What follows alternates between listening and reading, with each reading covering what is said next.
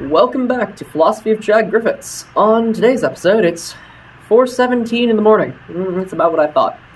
Well, regardless, we're going to be talking about the fourth of our 7 things that we need to study. Moral character, virtue ethics, and the situationalist challenge. So, should be an interesting one. So first of all, the first thing that we're covering are robust character traits. Now, this is a very Aristotelian concept.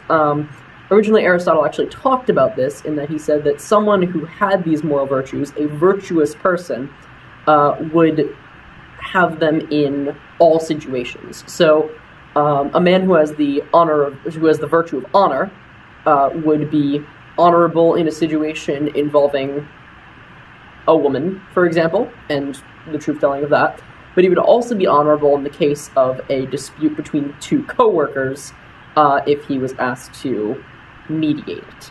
So the general point there is that it applies to different situations. The example I gave wasn't the most fantastic, but what can you do? So robust character traits are all about having to do with wide-ranging circumstances. They're global across all situations, and they're expressed across a wide range of circumstances, but the key part is that they're expressed even when the circumstances are non-optimal for the expression of that trait. Because what makes something robust is that it manages to take on the challenges that are presented to it. So it's not just doing it when it's easy. Sometimes it's easy to be honest. Sometimes it's easy to be brave. Sometimes it's easy to be loyal. And then sometimes it's not. Someone with a robust character trait of one of these traits, or any character trait really, will do it not only when it's easy, but specifically also when it's not. And that's sort of the key to all this, is that they don't just do it when it's easy.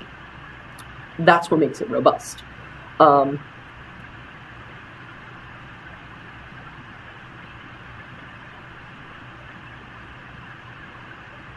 The second part, excuse the pause, is situationalist challenge to virtue ethics and some psychological evidence provided in support of situationalism. Alright, so I'm laughing because having taken a class in social psychology and the other half of Psych of Good and Evil studying all of the Zimbardo, and Zimbardo is very much a social psychologist situationalist, it's a fair challenge, but it's also got some fair counters. We'll get to those. So, the situationalist challenge is basically when you find a study, and there are specific studies, that a situational factor has a dramatic impact on the expression of virtue. So a great example of this is the preachers. So basically what happened is they did a psychological experiment where they took these preachers and they had them go across campus to preach on, of all things, the Good Samaritan. Now, the reason why this is ironic is because on the way, they were shown on the path.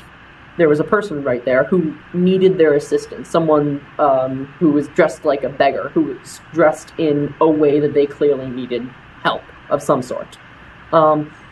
So one group, they told, hey, so you're going to be late. You only have 5 minutes to get all the way across this easy 10-minute at a run campus. So those preachers were in a hurry. The other set, they told them that you have plenty of time. What they found is, despite the fact that both of these groups were going to present on the Good Samaritan, which is, if you don't know much about it, it's a parable that is all about helping people who need help, no matter what their race, creed, status, that whole business. But more in this case, the point that it was all about helping someone who needed help, even if they don't seem like the most quote-unquote worthy at the time. Despite this, the preachers who were in a hurry, that situational attribute caused a huge divide between them. The ones that weren't in a hurry, quite a few of them stopped, and most of them, as a matter of fact, stopped and helped the person. But the ones that were in a hurry, despite going to preach on this specific topic and having an example of it right in front of them, rushed on over, the majority at least. this is an example of a generally you'd think robust character trait, the trait in this case of charity, or the virtue of charity, or the virtue of just helping someone when they need help, which is something that the preachers consider themselves robust in.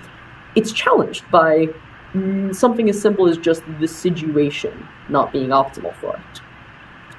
So that's the situationalist challenge. They say, hey, we've got examples like Milgram and the electrical shocks. We've got examples of Zimbardo's prison experiment. We've got examples of the preachers. Like, there's all sorts of examples that we have that it might not be as simple as just saying, hey, robust character traits exist. But we'll get more into that on the second part. So tune in.